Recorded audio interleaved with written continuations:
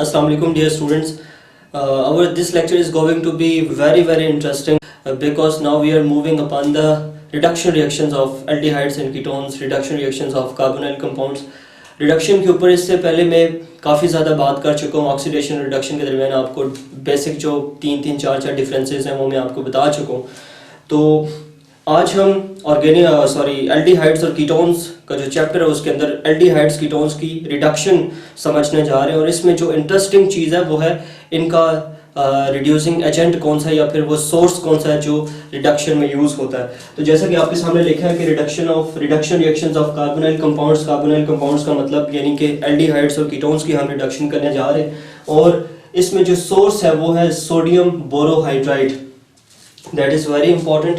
ठीक है, आपने इससे पहले देखा होगा कि हम डायरेक्टली हाइड्रोजनेशन करते हैं. रिडक्शन का मतलब ये होता है कि एडिशन ऑफ हाइड्रोजन. बेसिकली किसी भी सब्सटेंस के अंदर हाइड्रोजन ऐड करें तो उसको रिडक्शन बोलते हैं, या फिर किसी भी मॉलिक्यूल में से ऑक्सीजन रिमूव करें तो उसको भी रिडक्शन बोलते हैं. डिक्रीज इन ऑक्सीडेशन स्टेट का मतलब भी रिडक्शन होता है, और उसके बाद गेन ऑफ इलेक्ट्रॉन्स का मतलब भी रिडक्शन होता है. तो यहाँ पर हम बेसिकली कार्बोनाइल कंपाउंड्स जो हैं यानी कि एल्डिहाइड्स और कीटोन्स की रिडक्शन करने जा रहे हैं. ठीक है, लेकिन सोर्स हमने यूज़ करना है सोडियम बोरोहाइड्राइड. फॉर एग्जांपल मेरे पास इस तरह से एक कार्बोनाइल कंपाउंड है. ठीक है, इसको मैं नाम दे लेता हूँ फॉर्मेल्डिहाइड का, क्योंकि इसके दोनों तरफ हाइड्रोजन है. अच्छा, यहाँ पर जब मैं यूज़ करूँगा NaBH4, ठीक है जी, NaBH4 यूज़ करूँगा तो सोडियम बोरोहाइड्राइड क्या करेगा जी, in the presence of this hydronium ion क्या होगा, इसकी रिडक्शन हो जाएगी. ठीक है, और ये जो देखें एक हाइड्रोजन यहाँ से निकलेगा, वो इस कार्बन के साथ लगेगा, कार्बन के साथ एक दो पहले से लगे हुए, एक और मिलेगा इसको तो 3 हो जाएंगे. तो ये बन जाएगा CH3. ठीक है, और इसके साथ ऑक्सीजन के साथ एक हाइड्रोजन लगेगा यहाँ से, तो CH3OH बन जाएगा. This is methyl alcohol. ठीक है जी. अब नेक्स्ट अगर इसमें थोड़ी सी मैं चेंजिंग करूं, for example this was formaldehyde, अगर इसको मैं एसिटाल्डिहाइड में कन्वर्ट कर दूं CH3 में. ठीक है, अब अगर मैं इसकी रिडक्शन करूं तो क्या बनेगा, देखें CH3 पहले से लगा हुआ है. ठीक है, इसके साथ हमने बिल्कुल नहीं छेड़ना. ये कार्बन है, एक हाइड्रोजन यहाँ से रिसीव करेगा तो हो जाएगा CH3. तो मैंने ऐसे ही लिख दिया यहाँ पे, ऐसे ही इसको छोड़ दिया. इस कार्बन के साथ एक हाइड्रोजन और ऐड होगा, एक पहले से लगा हुआ तो CH2, और इस ऑक्सीजन के साथ OH लग जाएगा. तो अब ये जो आपका एसिटाल्डिहाइड है, जब हम इसकी रिडक्शन करते हैं तो ये इथाइल अल्कोहल के अंदर कन्वर्ट हो जाता है. अच्छा, अगर ये तो थे एल्डिहाइड्स, मैंने आपको फॉर्मेल्डिहाइड और एसिटाल्डिहाइड की एग्जांपल देके बताया कि जब इनकी हम रिडक्शन करते हैं तो क्या होता है. लेकिन अगर हमारे पास कीटोन्स हों, ठीक है जी, सपोज हमारे पास एसीटोन है, इसी को मैं एसीटोन में कन्वर्ट कर देता हूँ CH3, इट बिकम्स एसीटोन. अब अगर हमने इसकी रिडक्शन करनी है तो इसकी रिडक्शन कैसे होगी, देखें. इसकी रिडक्शन करने का तरीका ये है, इन दो कार्बन्स के साथ तो हम नहीं छेड़ेंगे, इन दो अल्काइल ग्रुप्स के साथ हम नहीं छेड़ेंगे. ठीक है, फॉर एग्जांपल इस यहाँ से आगे मैं रिमूव कर देता हूँ. This is the central carbon, इसके साथ एक CH3 ग्रुप लगा हुआ है और दूसरा CH3 ग्रुप ऐसे लगा हुआ है. ठीक है, सॉरी कार्बन थोड़ा छोटा हो गया, अब ये ठीक है. दो CH3 ग्रुप्स इसी तरह लगे हुए हैं. ठीक है, अब इस कार्बन के साथ एक हाइड्रोजन अटैच होगा यहाँ पर.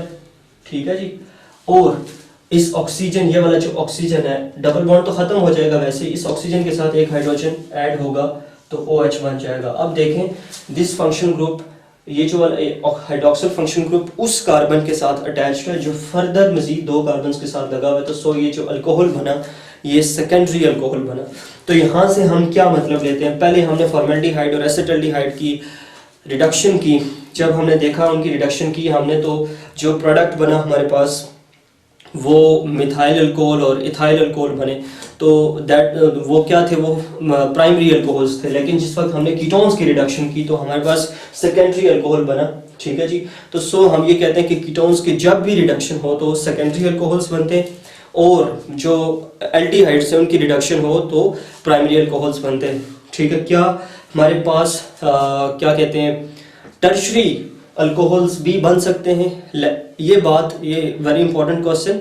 ये बात अगर आपने समझनी है तो फिर हमें चैप्टर 8 के ऊपर मूव करना है, हाइड्रोकार्बन्स वाले. वहाँ पर मैंने ये बात बड़े अच्छे तरीके से एक्सप्लेन की थी.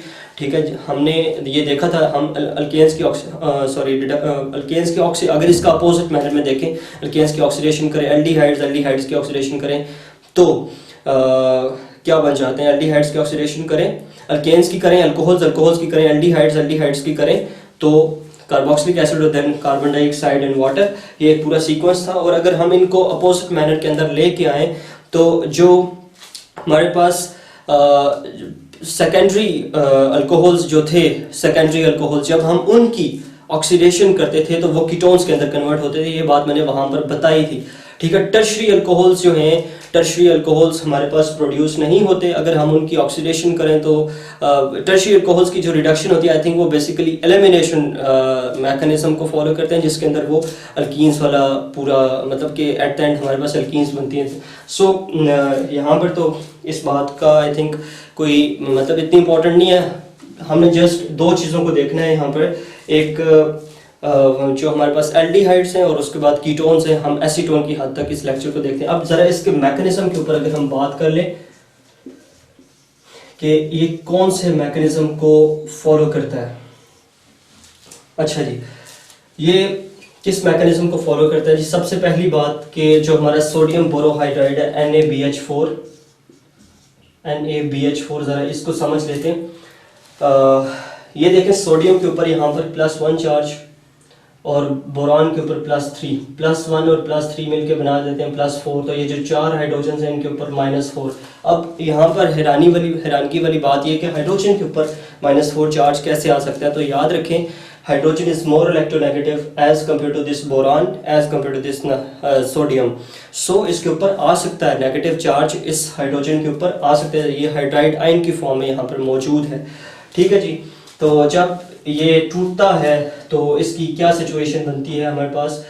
ये जनरेट करता है जी BH4 नेगेटिव आयन जनरेट करता है, BH4 नेगेटिव आयन जनरेट करता है, that is this BH4 negative, इसको कहते हैं टेट्राहाइड्राइडोबोरेट आयन, ठीक है जी, टेट्राहाइड्राइडोबोरेट आयन। ये क्या करता है? ये टूट के BH4 है, इसके ऊपर नेगेटिव चार्ज है, it is a source of hydride ion, basically ये हाइड्राइड आयन जनरेट करता है।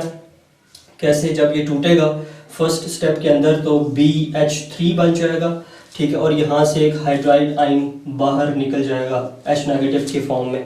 अब ये हाइड्राइड आयन जिसके ऊपर नेगेटिव चार्ज है, इट्स अ न्यूक्लियोफाइल, ठीक है, ये न्यूक्लियोफाइल फौरन से जाके अटैक करता है कार्बोनाइल कार्बन के ऊपर, ठीक है। फॉर एग्जांपल ऐसे इसके ऊपर नेगेटिव चार्ज है तो ये जाके कार्बोनाइल कार्बन के ऊपर ऐसे अटैक करेगा और कार्बोनाइल कार्बन का जो ये वाला बॉन्ड है ये आगे शिफ्ट हो जाएगा और हमारे पास एक अल्क ऑक्साइड आयन बन जाएगा, ठीक है। ये हाइड्रोजन इसके साथ अटैच हो गया, दिस इज अल्क ऑक्साइड आयन। अब नेक्स्ट स्टेप के अंदर क्या होना है?